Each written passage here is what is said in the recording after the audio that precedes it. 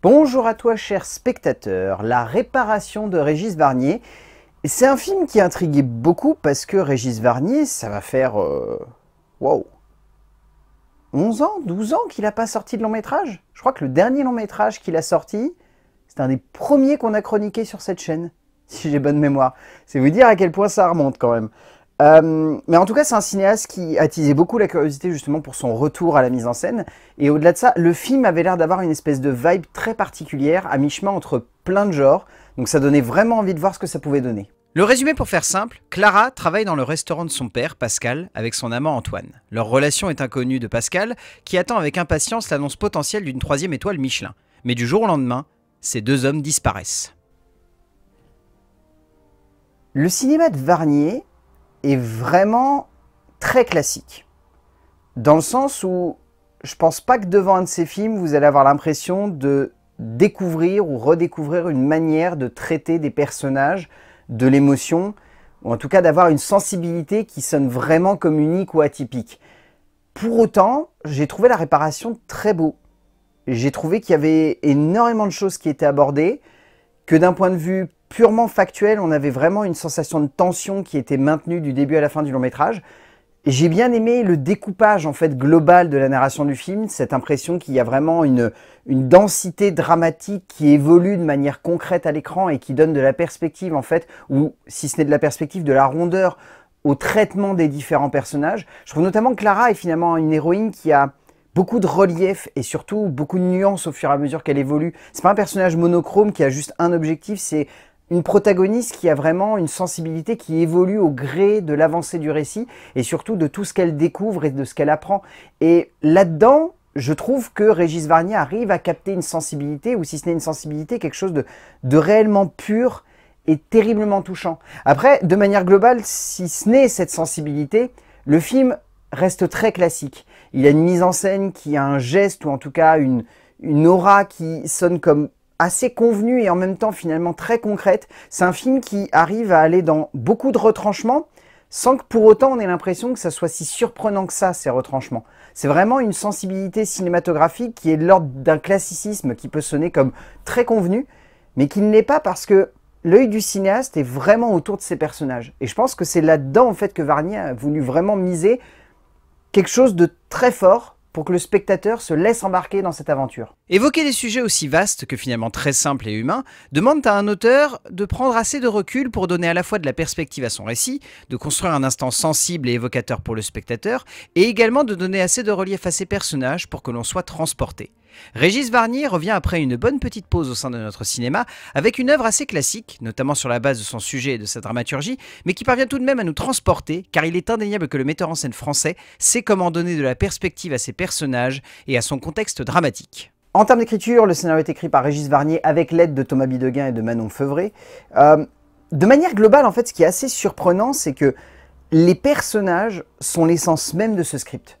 C'est-à-dire que je pourrais pas vraiment m'attarder sur la globalité de la dramaturgie parce que je la trouve assez convenue. Et j'aurai l'occasion de l'évoquer un petit peu après. Mais j'ai vraiment envie de pointer du doigt la sensibilité et la justesse avec laquelle Régis Varnier, avec l'aide de ses deux co-scénaristes qui lui ont filé un coup de main, il a réussi à créer des protagonistes pour lesquels on a une émotion à fleur de peau quasi du début à la fin du métrage. Clara n'est que l'exemple d'une création de protagoniste qui du début à la fin est claire dans ce qu'elle a envie d'évoquer. Enfin, c'est assez fou, mais du début à la fin, j'étais en train de me dire que ces personnages ne cessaient de progresser. Ou si ce n'est de progresser, ne cessaient d'avoir un nouveau regard ou une nouvelle sensibilité ou une nouvelle dimension, une nouvelle intensité au fur et à mesure qu'on se laisse embarquer par l'évolution de cette dramaturgie. Et donc finalement, la dramaturgie n'a rien de surprenant, mais le fait d'avoir calé ces personnages au sein de ce contexte, au sein de cette évolution, au sein de cette sensibilité, au sein de cette tension, c'est bon de le rappeler, mais c'est un film qui part comme un drame, évolue comme un espèce de thriller, va vers des moments de tragédie, joue avec une intensité émotionnelle qui fait vraiment penser à disons un film qui a envie d'évoquer de l'émotion, sans pour autant... C'est pas un mélodrame, parce que j'aurais pas non plus envie d'utiliser ce terme-là, parce que ça fait très péjoratif, mais c'est un film qui veut utiliser l'émotion comme vecteur principal de la création de sensations à l'écran. Et c'est assez complexe. Et pour autant, je trouve que Varnier arrive plutôt bien à maîtriser ça.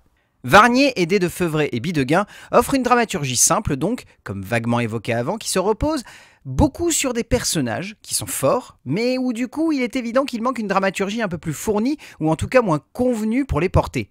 Car on sent que l'auteur a voulu raconter beaucoup de thématiques qui lui sont chères, mais qu'il le fait avec une forme et un fond tellement classiques ou évidents, donc un peu trop manichéen pour le spectateur, ne donnant pas assez de perspective à l'ensemble et pouvant donner une impression de facilité qui n'est pourtant pas si présente lorsque l'on pense au protagoniste. En termes de mise en scène,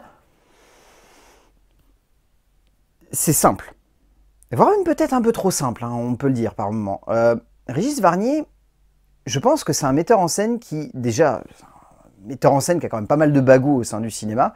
C'est un cinéaste qui trimballe ses bagages depuis un bon petit moment. Je dirais pas non plus que sa mise en scène, elle est flamboyante parce que on sent que son objectif, c'est vraiment d'être dans l'épure.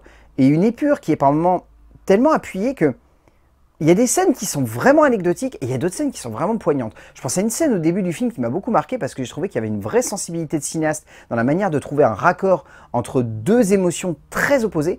En gros, c'est une scène d'engueulade en cuisine qui est coupée à la fin par la mise en place d'un dessert.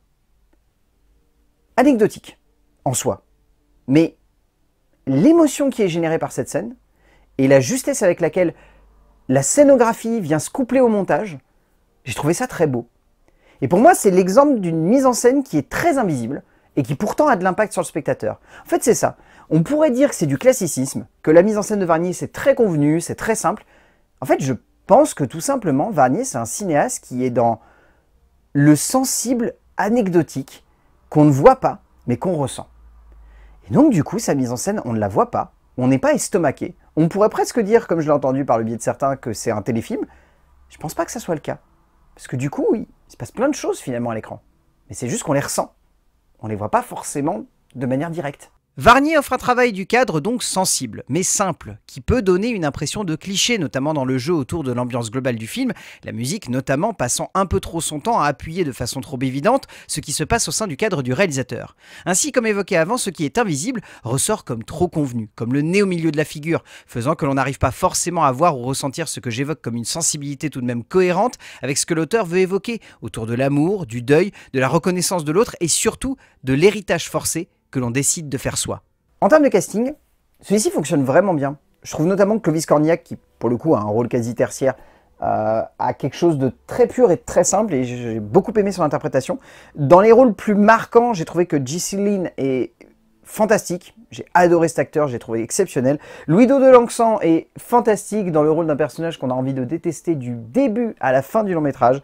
Anne Azoulay et à côté de la plaque, je ne sais pas ce qui s'est passé, il y a une scène où je me suis dit que ça marchait et le reste du temps j'étais en train de me dire c'est très maladroit. Antoine Pelletier est vraiment très bien, Julien de Saint-Jean est très émouvant, très sensible et très beau tout du long du métrage.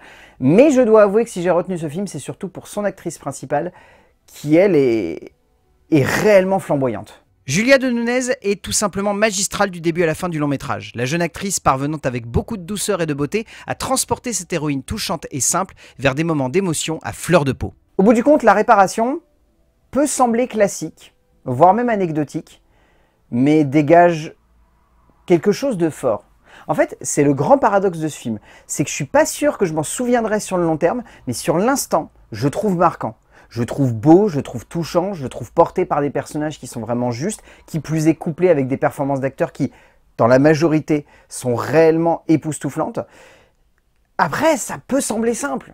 Et on peut se dire qu'on a déjà vu ce genre de récit raconté de cette manière-là, avec ce contexte-là, plein de fois.